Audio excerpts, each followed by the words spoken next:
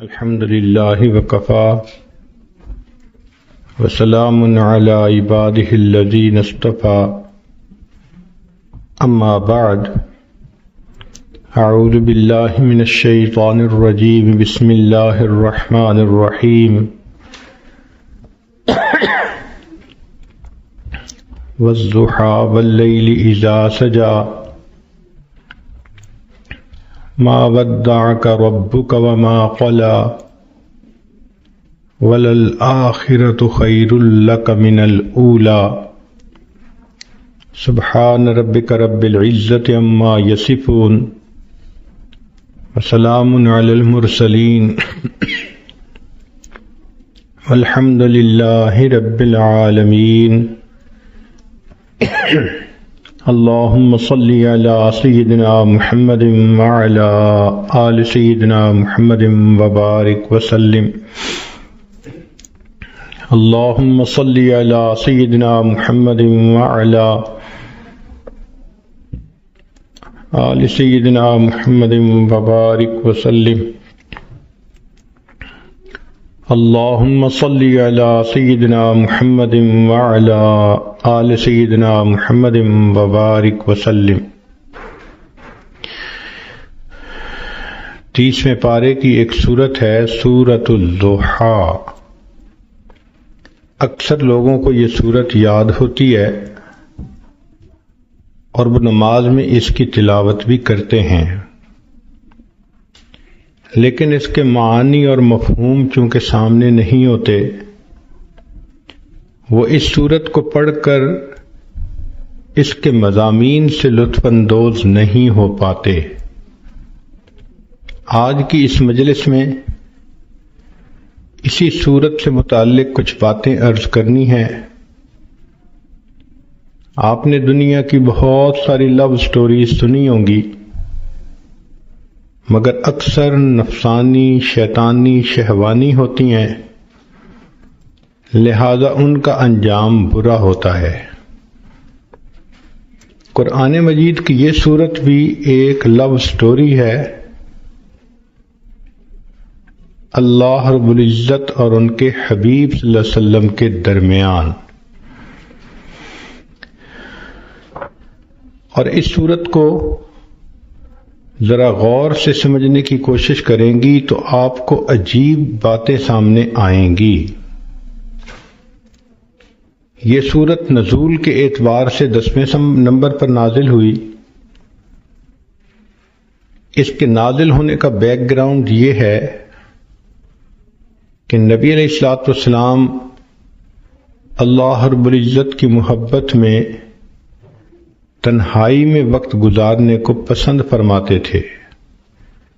چنانچہ بخاری شریف کی روایت ہے، حبب الیہ الخلاء، نبی علیہ الصلوۃ والسلام کو تنہائی سے محبت ہو گئی تھی۔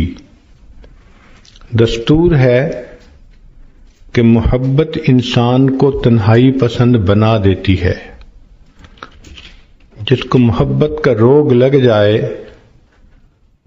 وہ چاہتا ہے کہ میں الگ رہوں، محبوب کی سوچوں میں رہوں، مجھے کوئی ڈسٹرب نہ کرے۔ چنانچہ نبی علیہ الصلوۃ والسلام ایک ہفتے کا کھانا لے کر غار حرا میں تشریف لے جاتے اور اللہ رب العزت کی عبادت میں مصروف رہتے۔ یہ عبادت کا سلسلہ چل رہا تھا کہ ایک دن اللہ رب العزت کی طرف سے جبریل علیہ الصلوۃ والسلام آئے اور ایک پیغام لائے، اقرأ بسم ربک الذی خلق۔ یہ باقاعدہ اظہار محبت کا پہلا موقع تھا کہ پروردگار عالم نے اپنے حبیب صلی اللہ علیہ وسلم سے ہم کلامی فرمائی۔ پھر نبی علیہ الصلوۃ والسلام کو یہ حکم ملا کہ آپ جائیے اور لوگوں کے سامنے میری وحدانیت کو بیان کیجیے۔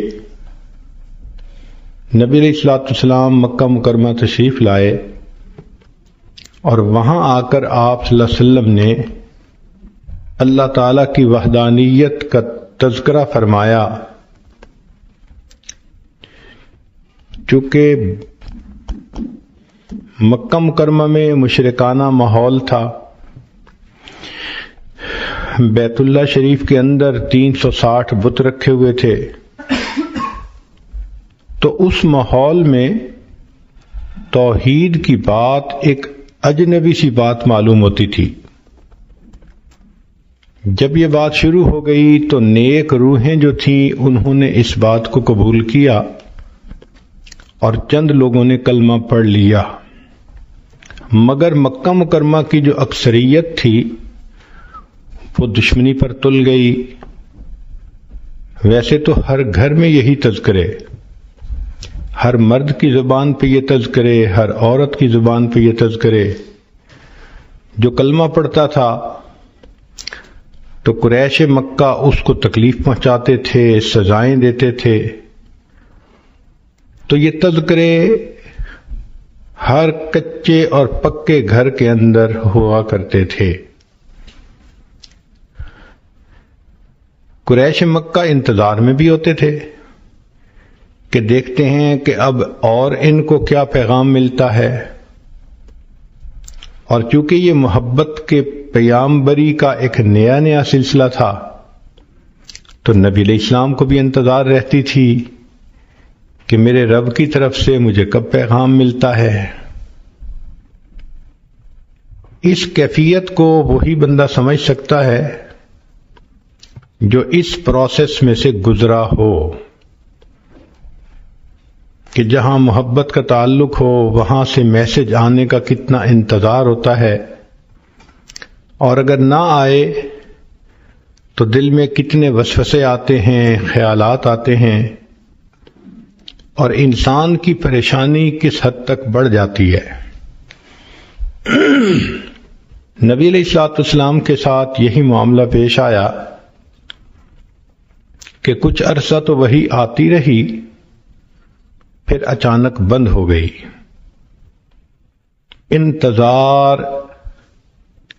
انتظار مگر کوئی پیغام نہیں آتا، تو جب انتظار کی گھڑیاں لمبی ہو جائیں تو دل بے قرار ہوتا ہے۔ اللہ کے حبیب صلی اللہ علیہ وسلم کا دل مغموم ہے، سوچ میں ہے کہ اللہ رب العزت کی طرف سے اب کیوں پیغام نہیں آ رہا۔ ظاہرہ کوئی وجہ بھی سمجھ میں نہیں آ رہی۔ اب ایک غمزدہ دل کے سامنے کوئی تانے کی بات کر دی جائے تو غم اور زیادہ ہو جاتا ہے۔ چنانچہ اللہ کے حبیب صلی اللہ علیہ وسلم کے ساتھ یہی ہوا کہ جب کئی دن گزر گئے وحی کے بغیر تو قریش مکہ نے یہ کہنا شروع کر دیا، قد ودعک ربک، ہمیں لگتا ہے کہ تجھے تیرے رب نے چھوڑ دیا، معاذ اللہ۔ اب یہ بات نبی علیہ السلام کے دل پر ایک چوٹ لگا گئی۔ انسان سب کچھ برداشت کر سکتا ہے، محبت کا تانا برداشت کرنا بہت مشکل ہوتا ہے۔ چنانچہ ایک مرتبہ اللہ کے حبیب صلی اللہ علیہ وسلم دار ارقم میں تھے، کسی وجہ سے دروازہ کھلا تو آپ کی چچی ام جمیل سامنے سے گزری۔ اس نے جب نبی علیہ السلام کو بیٹھے دیکھا تو تانا دینے لگی کہ اے محمد صلی اللہ علیہ وسلم، جو شیطان تجھے وحی کرتا تھا وہ تجھ سے روٹھ گیا ہے۔ زخم پر جب زخم لگتا ہے تو دکھ بہت زیادہ ہو جاتا ہے۔ تو اللہ کے حبیب صلی اللہ علیہ وسلم کا دل پہلے مغموم تھا، اس عورت کی بات نے جلتی پہ تیل کا کام کر دیا۔ محبوب صلی اللہ علیہ وسلم کا دل بھر آیا۔ آپ نے دل میں سوچا، اللہ، ان لوگوں نے مجھے ساحر کہا، برداشت کر لیا، مجنون کہا، میں نے برداشت کر لیا، دیوانہ کہا میں نے برداشت کر لیا، مگر مجھ سے یہ جملہ تو برداشت نہیں ہوتا کہ آپ نے مجھے چھوڑ دیا۔ اے کریم، غار حرا میں اقرأ بسم ربک الذی خلق کے ذریعے محبت کی تار تو آپ نے جوڑی تھی، اب کیوں مجھے تنہا کر دیا کہ لوگوں کے طعنے سننے پڑ گئے؟ محبوب صلی اللہ علیہ وسلم کی مبارک آنکھوں میں آنسو ہیں، اور آپ نے اس کرب کی کیفیت میں آسمان کی طرف جو دیکھا تو رب کریم کی طرف سے جبریل علیہ السلام پیغام لے کر آ گئے۔ یہ سورت نازل ہوئی وَالضُّحَىٰ وَاللَّيْلِ إِذَا سَجَىٰ۔ ان کی پہلی دونوں آیتوں میں اللہ رب العزت نے قسمیں کھائی ہیں۔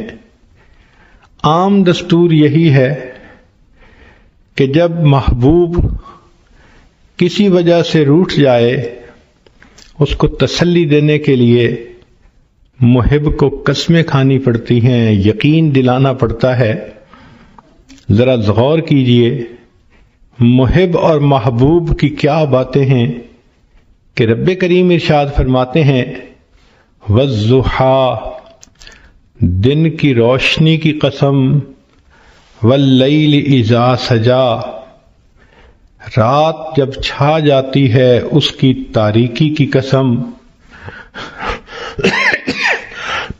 تو رب کریم نے دو قسمیں کھائیں، ایک دن کے سویرے کی قسم، رات کے اندھیرے کی قسم، دن کے ہنگاموں کی قسم، رات کے سناٹوں کی قسم، دن کی جلوتوں کی قسم، رات کی خلوتوں کی قسم۔ مقصود یہ تھا کہ زمانے کے حالات و واقعات کی قسم کھا کر فرمایا۔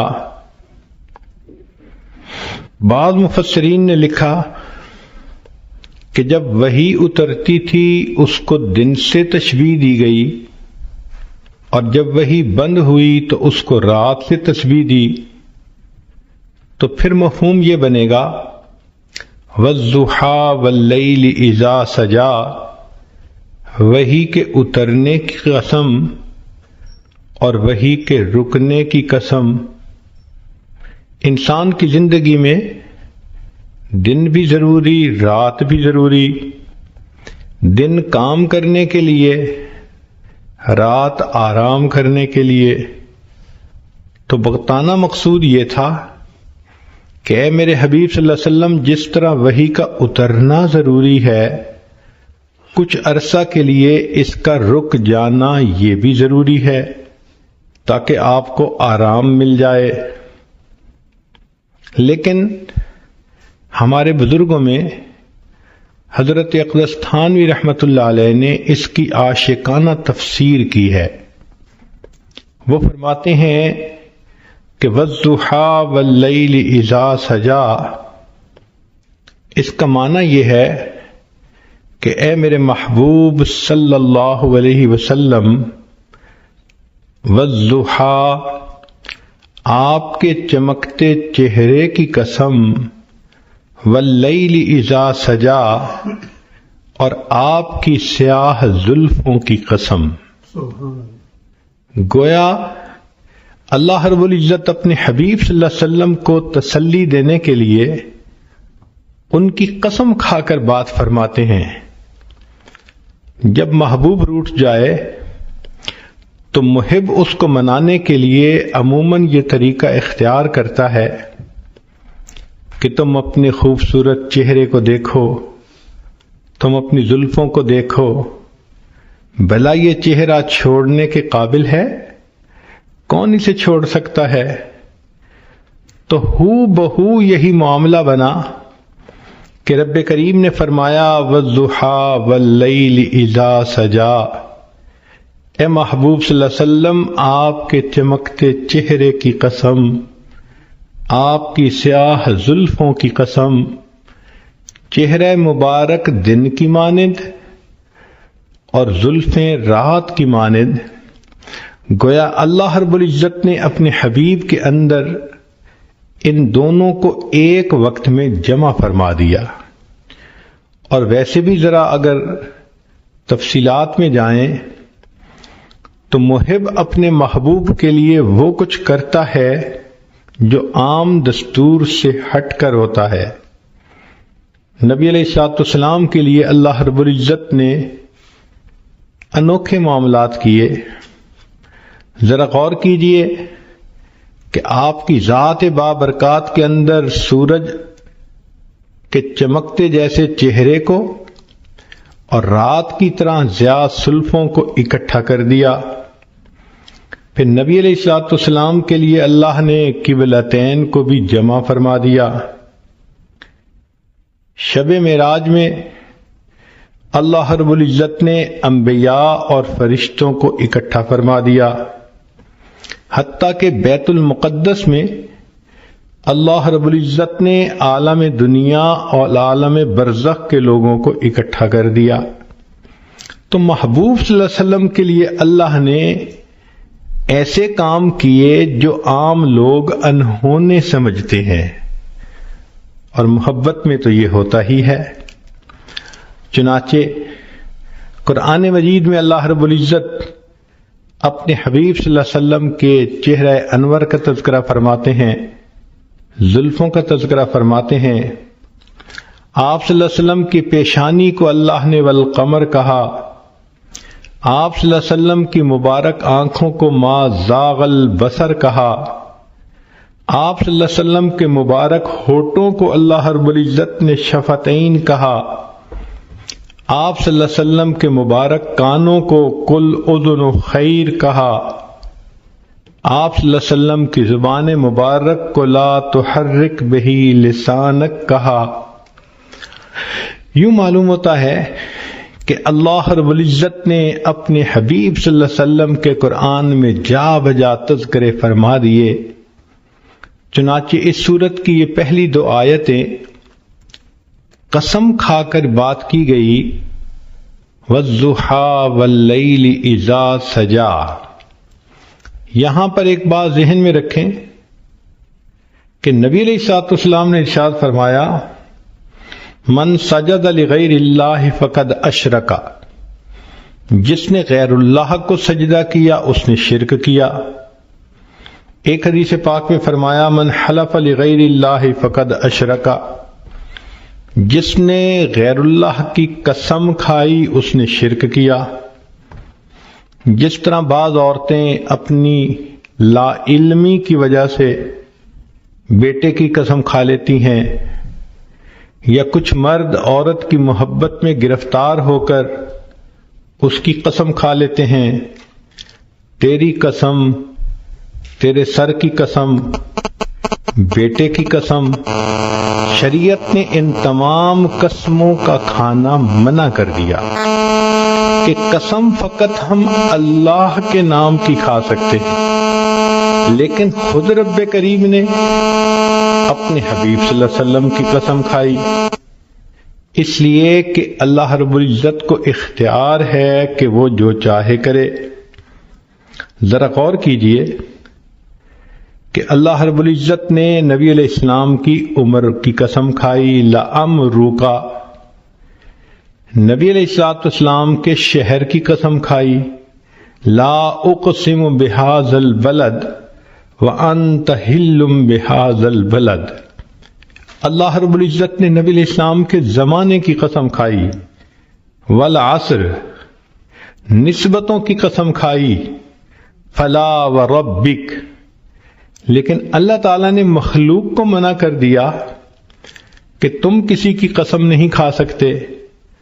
تو مفسرین نے اس میں نکتہ لکھا کہ جس طرح اللہ رب العزت اپنی وحدانیت میں وحدہ لا شریک ہے، تو اللہ رب العزت نے اپنے حبیب صلی اللہ علیہ وسلم کو یہ شان عطا فرمائی کہ اے میرے حبیب صلی اللہ علیہ وسلم، آپ محبوبیت میں وحدہ لا شریک ہیں، میں آپ کی تو قسم کھا رہا ہوں، لیکن آج کے بعد کوئی بندہ اپنے محبوب کی قسم نہیں کھا سکتا۔ یہ شرف فقط اللہ نے اپنے حبیب صلی اللہ علیہ وسلم کو عطا فرمایا کہ جیسے آپ میری وحدانیت میں شرک کو برداشت نہیں کر سکتے، میرے حبیب صلی اللہ علیہ وسلم میں آپ کی محبت میں بھی شرک کو برداشت نہیں کرتا۔ چنانچہ آپ کی قسم تو میں نے کھائی ہے تاکہ آپ کی فضیلت بیان ہو، لوگوں کو منع کر دیا کہ تم اپنے محبوبوں کی قسمیں نہیں کھا سکتے۔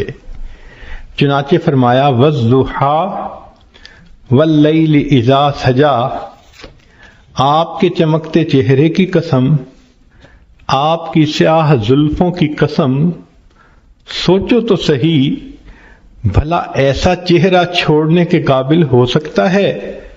لہذا فرمایا ما ودعک ربک وما قلا، آپ تیرے رب نے تجھے چھوڑا بھی نہیں اور تیرے رب نے تجھ سے منہ موڑا بھی نہیں۔ عام طور پہ دنیا میں محب محبوب کے درمیان جدائی کے دو اسباب ہوتے ہیں۔ پہلا سبب یہ ہوتا ہے کہ حالات ہی ایک دوسرے کو جدا کر دے، اور دوسرا سبب یہ ہوتا ہے کہ کسی بات پہ دونوں میں ناراضگی ہو جائے اور دونوں الگ ہو جائیں۔ تو ایک کو کہتے ہیں چھوڑ دینا حالات کی وجہ سے، اور دوسرے کو کہتے ہیں منہ موڑ لینا ناراضگی کی وجہ سے۔ تو اللہ رب العزت نے اس آیت میں دو لفظ استعمال کیے، اے میرے چمکتے چہرے والے محبوب، اے سیاہ زلفوں والے محبوب صلی اللہ علیہ وسلم، جس کا چہرہ اتنا خوبصورت، جس کی زلفیں اتنی خوبصورت، بھلا ایسے محبوب کو کوئی چھوڑ سکتا ہے؟ ما ودعک ربک وما قلا، تیرے رب نے تجھے چھوڑا بھی نہیں اور تیرے رب نے تجھ سے منہ موڑا بھی نہیں۔ اب یہاں تک نبی علیہ الصلوۃ والسلام کی تسلی کا پیغام کافی تھا۔ صرف اگر یہ 3 آیتیں اتار دی جاتی تو بات مکمل ہو جاتی کہ نبی علیہ السلام کو میسج مل گیا کہ ہم نے آپ کو چھوڑا بھی نہیں، آپ سے منہ موڑا بھی نہیں۔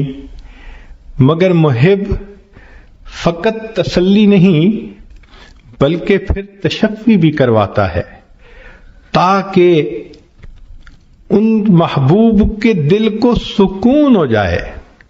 لہذا رب کریم نے اس کے بعد ایک عجیب بات فرما دی، فرمایا وَلَلْآخِرَةُ خَيْرٌ لَكَ مِنَ الْأُولَىٰ، اے میرے حبیب صلی اللہ علیہ وسلم، آپ کا آنے والا وقت آپ کے گزرے ہوئے وقت سے بہت بہتر ہوگا۔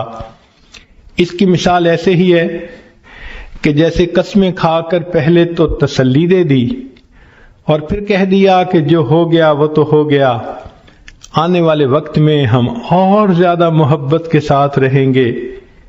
تو گویا رب کریم نے بھی اپنے حبیب صلی اللہ علیہ وسلم کو یہی پیغام دیا کہ اے میرے محبوب صلی اللہ علیہ وسلم وَلَلْآخِرَةُ خَيْرٌ لَكَ مِنَ الْأُولَىٰ، آپ کا آنے والا وقت آپ کے گزرے ہوئے وقت سے زیادہ بہتر ہوگا۔ اس ایک جملے کے اندر رب کریم نے سمندر کو کوزے میں بند کر دیا۔ چنانچہ محبوب صلی اللہ علیہ وسلم کی مبارک زندگی کو جس زاویے سے دیکھیں، آپ کا آنے والا وقت گزرے ہوئے وقت سے بہتر تھا۔ اے میرے حبیب صلی اللہ علیہ وسلم، جب آپ بطن مادر میں تھے تو آپ کا ولادت پانا اس سے زیادہ بہتر، پھر ولادت پانے سے آپ کا بچپن میں آنا زیادہ بہتر، بچپن سے آپ کا لڑکپن میں آنا زیادہ بہتر، لڑکپن سے آپ کا جوانی میں آنا اور زیادہ بہتر۔ وَلَلْآخِرَةُ خَيْرٌ لَكَ مِنَ الْأُولَىٰ، آپ کا آنے والا وقت آپ کے گزرے ہوئے وقت سے زیادہ بہتر ہوگا۔ اے میرے حبیب صلی اللہ علیہ وسلم، جب آپ کنوارے حالت میں تھے تو آپ اس وقت بھی اچھے تھے، پھر آپ کا شادی کا ہو جانا اس سے بھی زیادہ بہتر ہو گیا، اور پھر شادی کے بعد آپ کو اولاد کا مل جانا اس سے بھی زیادہ بہتر ہو گیا۔ وَلَلْآخِرَةُ خَيْرٌ لَكَ مِنَ الْأُولَىٰ، آپ کا آنے والا وقت آپ کے گزرے ہوئے وقت سے زیادہ بہتر۔ چنانچہ جب آپ غار حرا میں جا کے عبادت کرتے تھے آپ کا وہ وقت بھی بہت اچھا تھا، لیکن آپ پر وحی کا اترنا اور بھی زیادہ بہتر ہو گیا، اور پھر آپ صلی اللہ علیہ وسلم کا بیت المقدس میں جا کے انبیاء کی امامت کروانا اس سے بھی زیادہ بہتر ہو گیا، اور پھر آپ کا عرش کے اوپر جا کر اپنے رب سے ملاقات کرنا اس سے بھی زیادہ بہتر ہو گیا۔ وَلَلْآخِرَةُ خَيْرٌ لَكَ مِنَ الْأُولَىٰ، اے میرے حبیب صلی اللہ علیہ وسلم، آپ کا مکہ مکرمہ میں رہنا بھی بہت اچھا، مگر ہجرت کر کے مدینہ میں آ جانا اس سے بھی زیادہ بہتر، پھر بدر کے میدان میں جو کامیابی ہوئی اس سے بھی بہتر، پھر احد کا معاملہ پیش آیا اس سے بھی بہتر، پھر خندق کے اندر جو آپ کو اللہ کی مدد ملی اس سے بھی زیادہ بہتر، پھر صلح حدیبیہ کا موقع آیا اس سے بھی بہتر، اور بالآخر آپ مکہ مکرمہ میں فاتح بن کر داخل ہوئے وہ اس سے بھی زیادہ بہتر۔ وَلَلْآخِرَةُ خَيْرٌ لَكَ مِنَ الْأُولَىٰ، اے میرے حبیب صلی اللہ علیہ وسلم، آپ کا دنیا کے اندر رہنا بہت اچھا، مگر پھر آپ کا دنیا میں پردہ فرمانا اس سے بھی زیادہ بہتر، پھر آپ کا حشر میں اٹھنا اس سے بھی زیادہ بہتر، پھر آپ کو مقام محمود کا ملنا اس سے بھی زیادہ بہتر، پھر آپ کو شفاعت کا تاج پہنایا جانا اس سے بھی زیادہ بہتر، آپ کا حوض کوثر پہ تقسیم کرنا پانی کو اس سے بھی بہتر، اور آپ کا امت کو لے کر جنت میں داخل ہونا اس سے بھی زیادہ بہتر۔ عام دستور تو یہ ہے کہ لوگ اعلیٰ سے ارذل کی طرف لوٹتے ہیں۔ لوگوں کو دیکھیے، جوانی میں حسن کیا خوبصورت ہوتا ہے، بڑھاپے میں حسن چلا گیا، جوانی میں طاقت ہوتی ہے، بڑھاپے میں طاقت چلی گئی، جوانی میں مال ہوتا ہے کہ انسان کماتا ہے، بڑھاپے میں مال بھی کم ہو جاتا ہے۔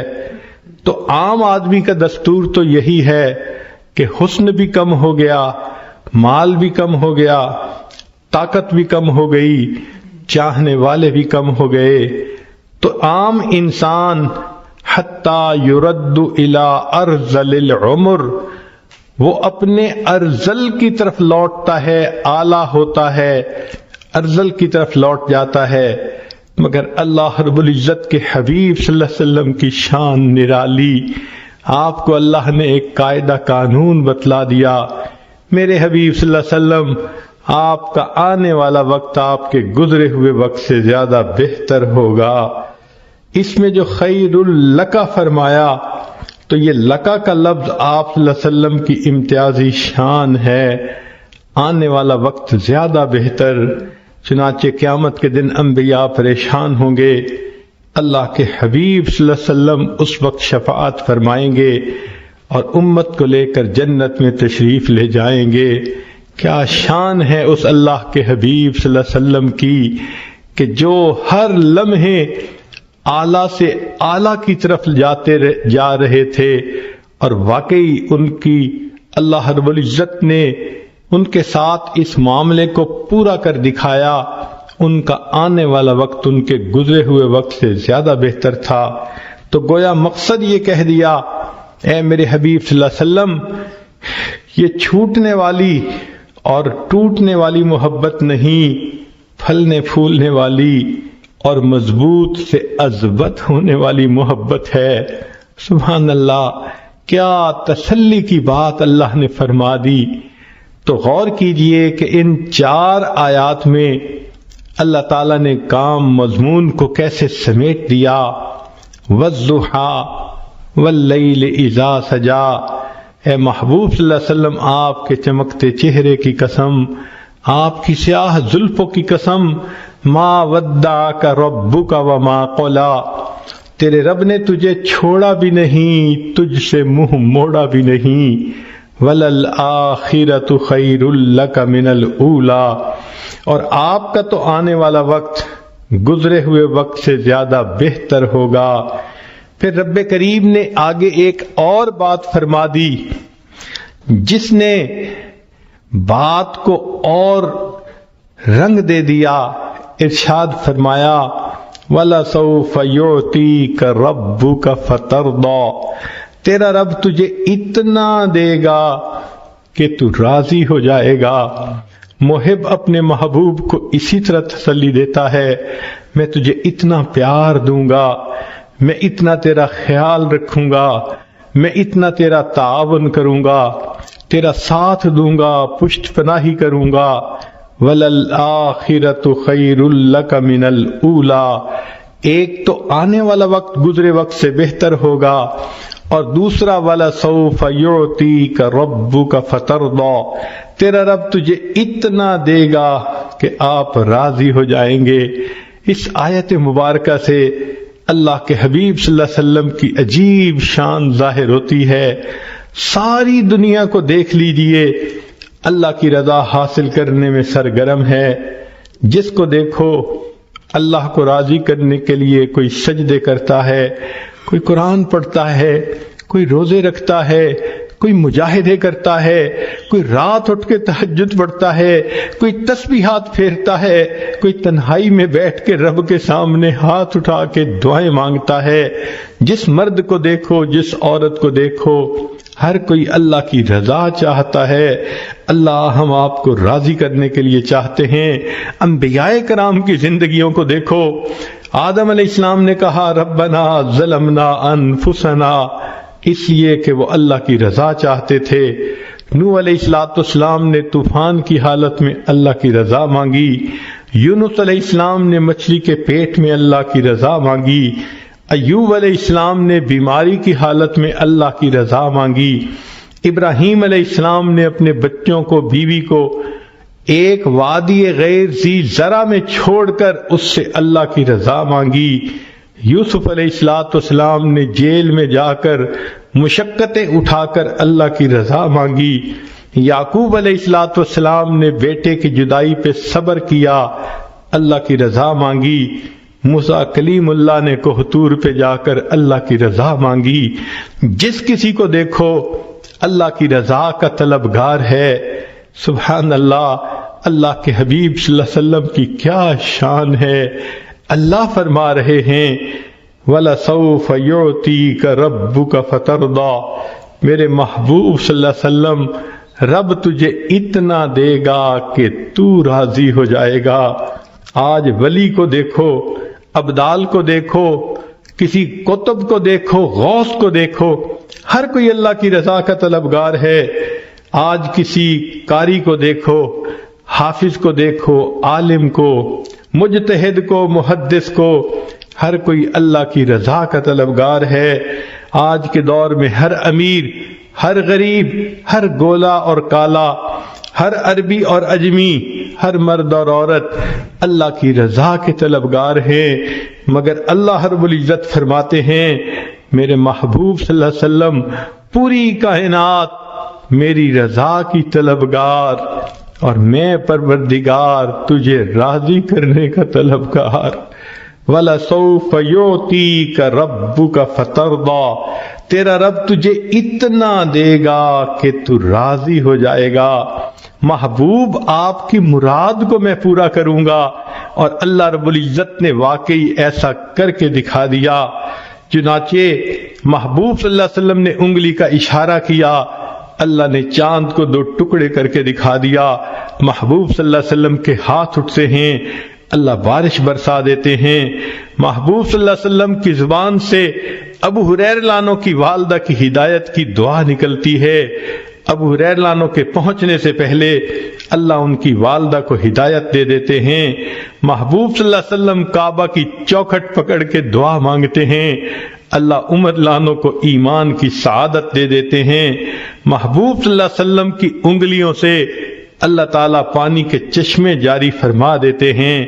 گویا بتلانا یہ مقصود تھا، اے میرے محبوب دیکھو ساری کائنات میری رضا چاہتی ہے اور میں آپ کو اپنا محبوب بنا چکا، لہذا میں آپ کو اتنا دوں گا وَلَسَوْفَ يُعْتِيكَ رَبُّكَ فَتَرْضَى کہ آپ راضی ہو جائیں گے۔ محبوب جو تیری پسند ہوگی وہ میری پسند ہوگی، جو تیرا ہے وہ میرا ہے، جو تیرا نہیں وہ میرا نہیں۔ اس لیے ہمارے اکابر یہ کوشش کرتے تھے مدینہ طیبہ میں جا کر دفن ہونا نصیب ہو جائے تاکہ محبوب کا قرب نصیب ہو۔ ذرا غور کیجئے اللہ نے اپنے حبیب صلی اللہ علیہ وسلم کی تمناؤں کو کیسے پورا کیا۔ ایک نماز 4 رکعت کی ہے، 2 رکعت پڑھی، اللہ رب العزت نے نماز کے ختم ہونے کا انتظار نہیں کیا، عین دوران نماز میں وحی فرما دی، اب آپ کے لیے قبلہ کو ہم نے تبدیل کر دیا گیا۔ چنانچہ نبی علیہ السلام نے 2 رکعت پہلے قبلے کی طرف پڑھیں اور دوسری رکعت دوسرے قبلے کی طرف پڑھیں۔ سبحان اللہ، جب نبی علیہ السلام کو اللہ نے راضی کرنے کا فیصلہ فرما دیا تو محبوب کی امت کے لیے یہ بہت بڑی خوشخبری ہے۔ نبی علیہ السلام پر جب یہ آیت اتری تو محبوب صلی اللہ علیہ وسلم نے فرمایا کہ اللہ تعالیٰ نے فرمایا ہے میں تجھے راضی کر دوں گا۔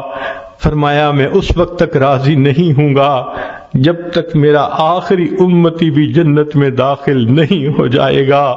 یہ کتنی بڑی خوشخبری ہے امت کے لیے کہ رب کریم نے اپنے محبوب صلی اللہ علیہ وسلم کو راضی کرنے کا وعدہ فرما لیا اور محبوب صلی اللہ علیہ وسلم نے بتلا دیا میں اس وقت تک راضی نہیں ہوں گا جب تک کہ میرا آخری امتی بھی جنت میں نہیں چلا جائے گا۔ تو رب کریم نے اپنے حبیب صلی اللہ علیہ وسلم کو راضی کرنے کے لیے قرآن مجید میں خوشخبری عطا فرما دی، بلکہ محبوب صلی اللہ علیہ وسلم کے جو یار غار تھے ان کو بھی راضی کرنے کا تذکرہ قرآن میں فرما دیا، وَلَسَوْفَ يَرْضَى قیامت کے دن وہ اللہ سے اس کو راضی کر دیا جائے گا۔ چنانچہ نبی علیہ السلام کی یہ شان ہے کہ جو آپ صلی اللہ علیہ وسلم کی اتباع کرے گا اللہ رب العزت دنیا میں بھی اس بندے کی پشت پناہی فرمائیں گے، آخرت میں بھی پشت پناہی فرمائیں گے اور پھر جنت میں اس کو داخلہ دے کر بالآخر راضی فرما دیں گے۔ یہ اللہ رب العزت کا معاملہ ہے۔ چنانچہ یہاں تک بات مکمل ہو گئی، وَالضُّحَىٰ وَاللَّيْلِ إِذَا سَجَىٰ مَا وَدَّعَكَ رَبُّكَ وَمَا قَلَىٰ وَلَلْآخِرَةُ خَيْرٌ لَكَ مِنَ الْأُولَىٰ وَلَسَوْفَ يُعْطِيكَ رَبُّكَ فَتَرْضَىٰ تیرا رب تجھے اتنا دے گا کہ تو بس کرے گا۔ سبحان اللہ، اللہ رب العزت کی کتنی عنایات ہیں اپنے حبیب صلی اللہ علیہ وسلم کے اوپر۔ پھر اس کے بعد جب محب اپنے محبوب کو تسلی کی باتیں کر دیتا ہے، اکثر ہم نے دیکھا کہ گزشتہ احسانات کے تذکرے بھی کرتا ہے، وہ بھی باتیں یاد دلاتا ہے کہ دیکھو تم بھول گئے میں نے تو یہ بھی کیا تھا، میں نے تو یہ بھی کیا تھا، کیوں ناراض ہوتے ہو، کیوں غمزدہ ہو رہے ہو، تمہیں یاد نہیں کہ میں نے تو یہ بھی کر دیا تھا۔ بالکل اسی طرح رب کریم نے یہ باتیں فرمانے کے بعد 3 گزشتہ احسانات کا تذکرہ فرمایا۔ پہلی بات فرمائی الم یجدک یتیما فآوا، کیا ہم نے آپ کو یتیمی کی حالت میں نہ پایا اور پھر ہم نے آپ کو ٹھکانہ دیا۔ سبحان اللہ، اس دنیا میں یتیم کا سایہ چھن جایا کرتا ہے، بے سایہ بچے کو یتیم کہا جاتا ہے، لہذا کوئی اس کی تربیت نہیں کرنے والا ہوتا، کوئی یتیم بچے کو قریب نہیں آنے دیتا، لہذا وہ فتنوں کا سبب بھی بنتے ہیں، فتنوں کا شکار بھی ہو جاتے ہیں۔ نبی علیہ السلام کو اس دور یتیمی سے گزرنا پڑا۔ آپ صلی اللہ علیہ وسلم کی دنیا میں تشریف آوری سے پہلے آپ کے والد گرامی دنیا سے وفات پا گئے۔ آپ نے واقعہ تو سنا ہی ہوگا کہ جب حضرت عبداللہ کی شادی ہوئی تو اس وقت ان کی عمر 18 سال تھی، بی بی آمنہ کی عمر 16 سال تھی۔ شادی کے تھوڑے ہی دنوں کے بعد حضرت عبداللہ کو تجارتی قافلے کے ساتھ شام جانا پڑا۔ شادی کے ابتدائی دنوں میں میاں بیوی کا ایک دوسرے سے جدا ہونا بہت مشکل کام ہوتا ہے۔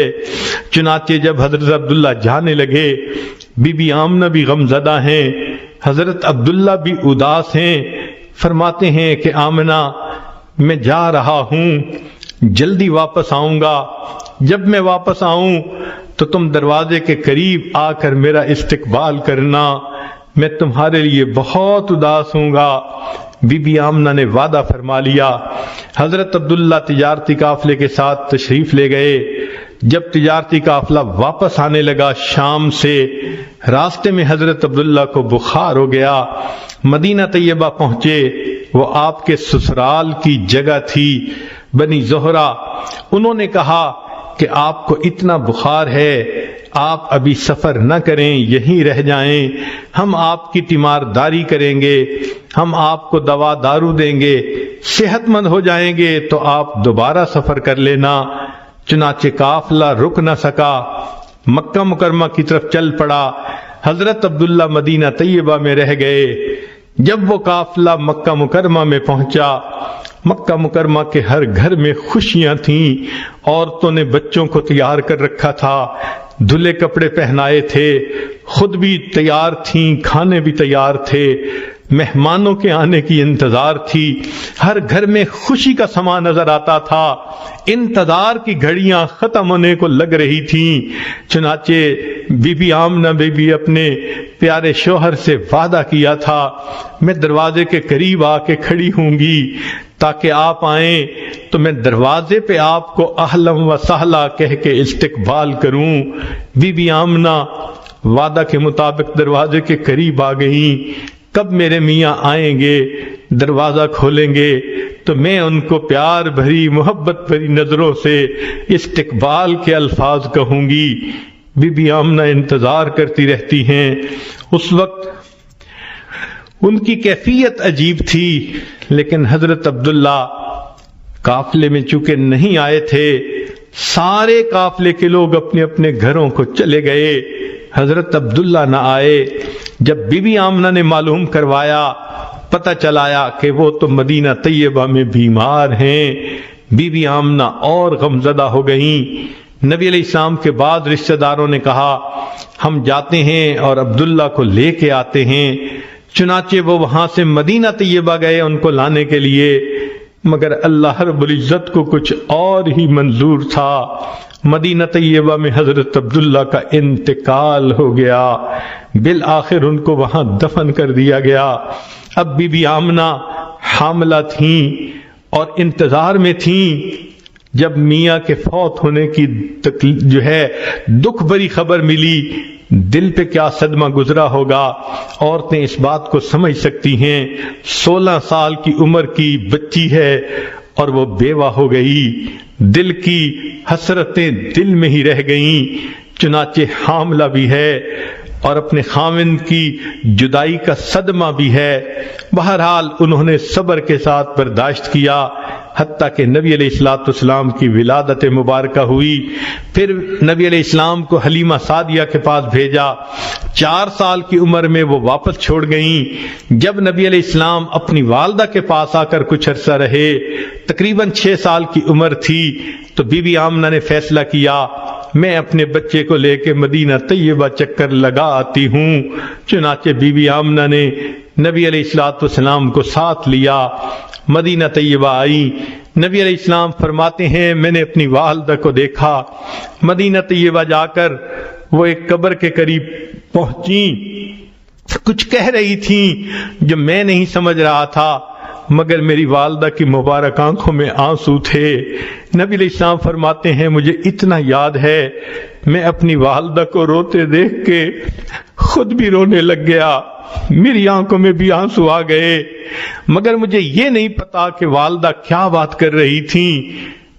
تصور یہ کہتا ہے کہ شاید بی بی آمنہ حضرت عبداللہ سے محو گفتگو ہوں، عبداللہ آپ نے وعدہ کیا تھا میں آ جاؤں گا، میں اتنے سال انتظار کرتی رہی، آپ لوٹ کر نہیں آئے، آپ مجھے ایک امانت دے کر گئے تھے، دیکھو اللہ نے کتنا خوبصورت بیٹا عطا کیا، کاش اس بیٹے کے چمکتے چہرے کو آپ دیکھتے، آپ کو پتہ چلتا اللہ نے کیا حسن و جمال اس کو عطا کر دیا ہے۔ تو بی بی آمنہ یہ باتیں سوچ رہی ہوں گی، اپنے تصور میں کر رہی ہوں گی، آنکھوں سے آنسو آ گئے ہوں گے۔ نبی علیہ السلام اپنی والدہ کو روتے دیکھ کے خود بھی رونے لگ گئے۔ بالآخر بی بی آمنہ نے وہاں سے واپسی کا فیصلہ کیا، چنانچہ ایک باندی بھی ساتھ ہے، اور بی بی آمنہ واپس مکہ مکرمہ آنا چاہتی ہیں۔ اللہ کی شان دیکھیے کہ اس وقت جب ابوا کے مقام پر پہنچی تو بی بی آمنہ کی اپنی بھی وفات ہو گئی۔ نبی علیہ السلام کے دل پہ دیکھیے کیا کیا صدمے پا رہے ہیں، والد پہلے وفات پا چکے، آج والدہ کا سایہ بھی چلا گیا، اکیلے ہیں۔ چنانچہ ام ایمن نے یا جو بھی اس وقت آپ کے پاس باندھی تھی آپ کی خبر گیری کی، وہ آپ کو لے کر مکہ مکرمہ کی طرف آئی۔ کہتے ہیں کہ عبد المطلب اس وقت بہت اداس تھے اپنے پوتے کو دیکھنے کے لیے، انتظار میں تھے کہ اب تو میری بہو آئے گی۔ روزانہ مکہ مکرمہ سے باہر نکل کر مدینہ کے راستے پہ بیٹھ کے انتظار کیا کرتے تھے، کوئی آنے والا مجھے خبر دے کہ میری بہو آ رہی ہے، میرا پوتا آ رہا ہے، مگر اطلاع نہ ملا کرتی تھی۔ ایک دن انتظار میں بیٹھے ہوئے تھے، چنانچہ اس نے دیکھا کہ جو باندی ساتھ گئی تھی وہ آ رہی ہے۔ جب قریب پہنچی تو اس وقت عبد المطلب نے پوچھا آمنہ کہاں ہے؟ باندی نے کہا اس بچے کا والد تو پہلے جدا ہو چکا تھا، اس کی والدہ بھی اللہ کو پیاری ہو گئی، اکیلے بچے کو لے کر میں آپ کے پاس آئی ہوں۔ تو حضرت عبد المطلب نے نبی علیہ السلام کو سینے سے لگا لیا۔ محبوب صلی اللہ علیہ وسلم کو یہ جدائی برداشت کرنی پڑی، یہ یتیمی کی کیفیت برداشت کرنی پڑی۔ اللہ رب العزت اس بات کا تذکرہ فرماتے ہیں، اے میرے حبیب صلی اللہ علیہ وسلم، الم یجدک یتیما فآوا، ہم نے آپ کو یتیم پایا اور ہم نے آپ کو ٹھکانہ دیا۔ سبحان اللہ۔ پھر فرمایا وَوَجَدَكَ ضَالًّا فَهَدَىٰ، ہم نے آپ کو راستہ بھولا ہوا پایا اور ہم نے آپ کو راستے کی رہنمائی فرمائی۔ مشہور واقعہ ہے، 7 سال کی عمر میں نبی علیہ السلام مکہ مکرمہ کی گلیوں میں چلتے چلتے کہیں ایک طرف باہر نکل گئے، راستے کا پتہ نہ چلتا تھا۔ ابو جہل نے دیکھا تو بالآخر اپنی اونٹی پہ بٹھا کے واپس لایا۔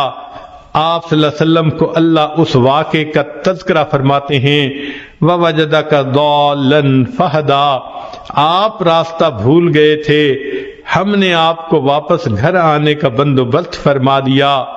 پھر فرمایا وَوَجَدَكَ عَائِلًا فَأَغْنَىٰ، ہم نے آپ کو بے سر و سامان پایا اور ہم نے آپ کو غنی کر دیا۔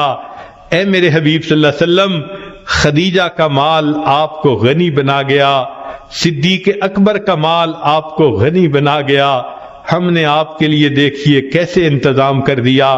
تو رب کریم نے پھر اس کے بعد یہ 3 احسانات کا تذکرہ فرمایا، الم یجدک یتیما فآوا، ووجدک ضالا فہدا، ووجدک عائلا فاغنا، اور پھر آخر پر 3 نصیحتیں فرما دیں۔ ایک نصیحت تو یہ فرمائی فَأَمَّا الْيَتِيمَ فَلَا تَقْهَرْ، یتیم کو جھڑکی نہ دیجئے، اس کے ساتھ رف انداز سے بیہیو نہ کیجئے۔ سبحان اللہ۔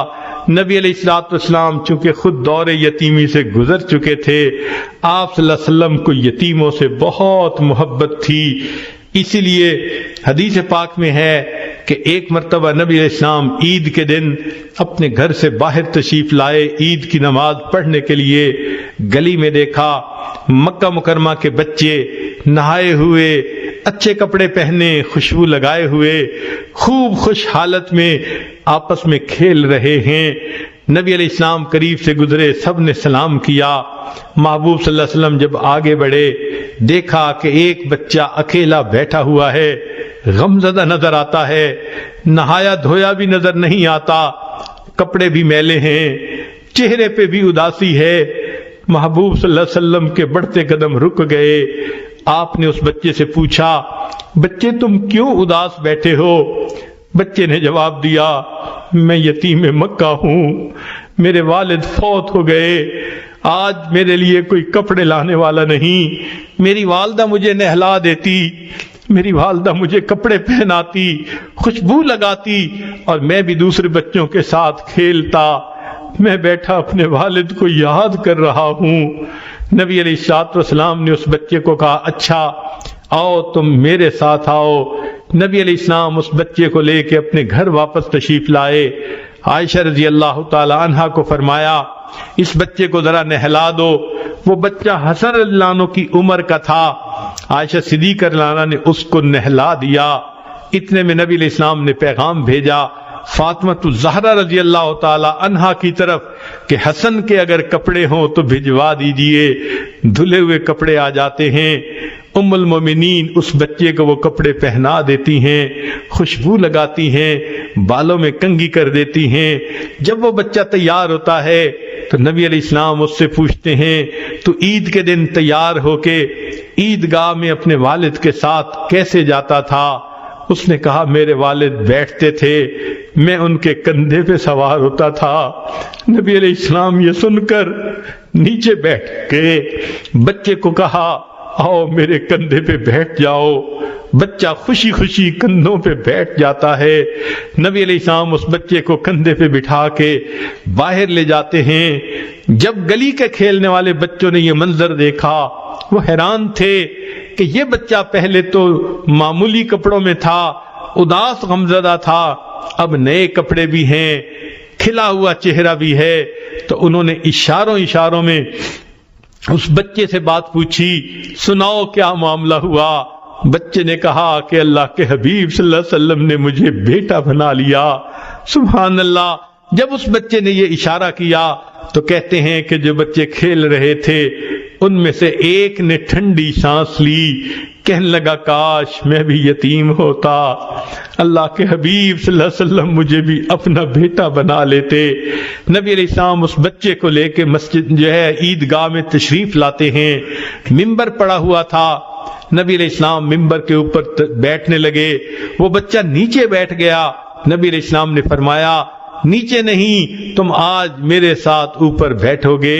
آپ صلی اللہ علیہ وسلم جہاں پر تشریف فرما تھے، آپ نے اس یتیم بچے کو اپنے ساتھ بٹھا لیا۔ پھر آپ صلی اللہ علیہ وسلم نے خطبہ دیا۔ خطبے کے درمیان اس بچے کے سر پہ ہاتھ رکھ کے فرمایا، جو شخص یتیم بچے کے سر پہ ہاتھ رکھتا ہے، ہاتھ کے نیچے جتنے بال ہوتے ہیں اللہ اتنی نیکیاں اس کے نام اعمال میں لکھ دیتا ہے۔ سبحان اللہ۔ نبی علیہ السلام کو یتیموں سے بہت محبت تھی، اس لیے فرمایا کہ میں اور یتیم کی کفالت کرنے والا جنت میں اس طرح اکٹھے ہوں گے جیسے دو انگلیاں ایک دوسرے کے ساتھ اکٹھی ہوتی ہیں۔ تو رب کریم نے فرمایا، فَأَمَّا الْيَتِيمَ فَلَا تَقْهَرْ وَأَمَّا السَّائِلَ فَلَا تَنْهَرْ، اور آپ سائل کو جھڑکی نہ دیجیے۔ رب کریم چاہتے ہیں کوئی بھی سوال کرنے والا ہو تم اس کا سوال کو پورا کر دیا کرو، اور اگر وہ علم کا سائل ہے، طالب علم ہے، تو استاد کے اوپر اس کا حق اور بھی زیادہ ہوتا ہے۔ لہذا مفسرین نے لکھا ہے اس آیت مبارکہ کی وجہ سے اساتذہ کو چاہیے کہ اپنے شاگردوں پر بہت مہربان ہوں، اپنے شاگردوں پر بہت قربان ہوں کہ رب کریم نے ان کی سفارش فرمائی، وَأَمَّا السَّائِلَ فَلَا تَنْهَرْ، سوالی کو انکار نہ کرو۔ عجیب بات ہے کہ جو شخص روٹی کا طلبگار ہو، اگر کسی گھر سے آ کے روٹی کا سوال کرے اور کوئی اس سائل کو روٹی دے دے، حدیث پاک میں ہے 3 بندوں کے گناہوں کی مغفرت ہو جاتی ہے۔ جس بندے نے رزق کمایا اس کی بھی مغفرت ہو گئی، جس عورت نے کھانا بنایا اس کی بھی مغفرت ہو گئی، اور جس نے وہ روٹی لے کر سائل تک پہنچائی اس نوکر کی بھی مغفرت ہو گئی۔ قربان جائیں اس پروردگار پر کہ جو اس عمل پر مالکوں کی تو مغفرت فرماتا ہی ہے، ان کے نوکروں اور خادموں کی بھی مغفرت فرما دیتا ہے۔ اور حدیث پاک میں یہ بھی آیا کہ ایک علم کا سائل ہوتا ہے، جیسے کلاس روم میں بیٹھ کے استاد سے علم کا سوال پوچھنا، تو فرمایا اس پر اللہ رب العزت 4 بندوں کی مغفرت فرماتے ہیں۔ سب سے پہلے سوال پوچھنے والے کی مغفرت ہو جاتی ہے، پھر دوسری بات استاد جو جواب دیتا ہے اس کی بھی اللہ مغفرت فرما دیتے ہیں، اور تیسری بات کہ جو اس کے کلاس فیلوز بیٹھے ہوتے ہیں، مجمع ہوتا ہے، اللہ ان کی بھی مغفرت فرما دیتے ہیں، اور چوتھی بات کہ جو لوگ اس کلاس کے قیام کا سبب بنتے ہیں، معاونین ہوتے ہیں مدارس کے، اگرچہ وہ کاروباری لوگ ہوتے ہیں، اپنے گھروں میں بیٹھے ہوتے ہیں، مگر وہ اس کلاس کے لیے پیسہ خرچ کرتے ہیں، استاد کی تنخواہ دیتے ہیں، شاگردوں کے کھانے پینے کا انتظام کرتے ہیں، تو فرمایا کہ وہ محبت کرنے والے، تعاون کرنے والے اگرچہ اپنے گھروں میں بیٹھے ہوں گے، اللہ ان کی بھی مغفرت فرما دیتے ہیں۔ تو علم کا سوال اللہ رب العزت کو اتنا پسند، 3 نصیحتیں فرمائیں، فَأَمَّا الْيَتِيمَ فَلَا تَقْهَرْ وَأَمَّا السَّائِلَ فَلَا تَنْهَرْ، اور آخر پر کہا وَأَمَّا بِنِعْمَةِ رَبِّكَ فَحَدِّثْ، اور آپ پر جو اپنے رب کی نعمتیں ہیں آپ خوب کھول کھول کر ان کو بیان فرمائیے، یعنی زبان فیض ترجمان سے قرآن کی نعمت کو بیان کیجئے، اور لوگوں کو قریش مکہ کو کھول کھول کر بتا دیجئے ما ودعک ربک وما قلا، تیرے رب نے تجھے چھوڑا بھی نہیں، تجھ سے منہ موڑا بھی نہیں۔ چنانچہ نبی علیہ السلام کے دل کو کامل تسلی مل گئی، اور اس صورت نے محبوب صلی اللہ علیہ وسلم کے غم کو ختم کر دیا۔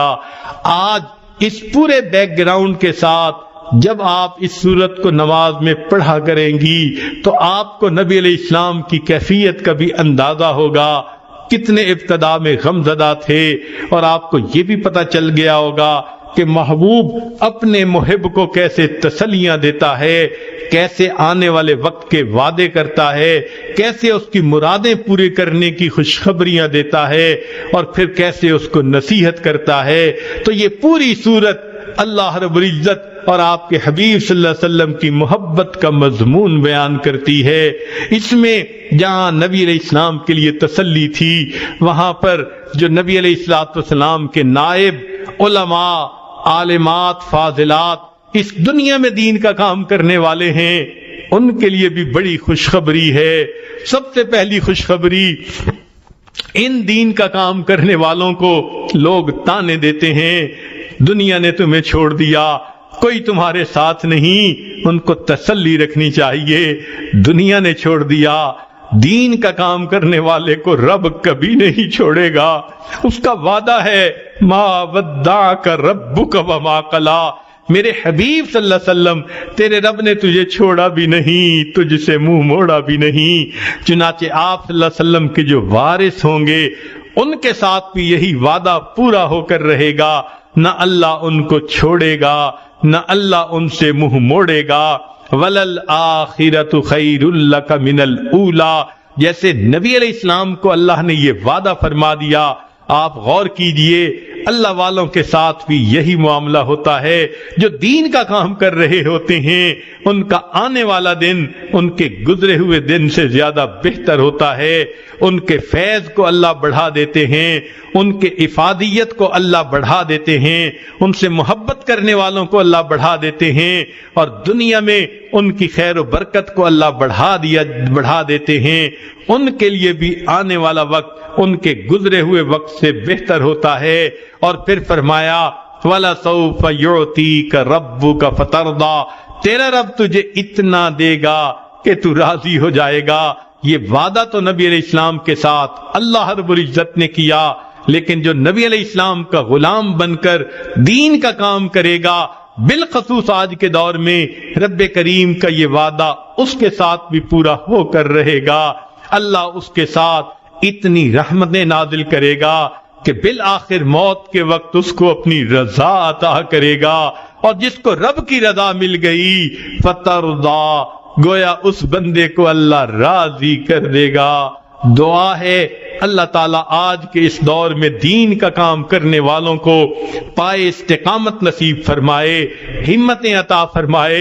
ہر طرف لوگ ان کو ڈسکرج کرنے والے ہیں، لوگ ان پر تانے دینے والے ہیں، لوگ ان کو الگ کرنے کے لیے تیار ہیں، مگر ساری دنیا چھوڑ دے، یقین رکھیے اللہ کبھی نہیں چھوڑیں گے، کبھی منہ نہیں موڑیں گے۔ اللہ آنے والے وقت کو گزرے وقت سے بہتر بنائیں گے، اور اللہ بالآخر جب موت کا وقت ہوگا تو اپنے مسکراتے چہرے کا دیدار کروا کر اس اپنے طالب سے راضی ہو جائیں گے اور اس کو بھی راضی فرما دیں گے۔ رب کریم زندگی کے جو باقی ایام ہیں اس میں ہمیں دین کے اوپر جمے رہنے کی توفیق عطا فرمائے۔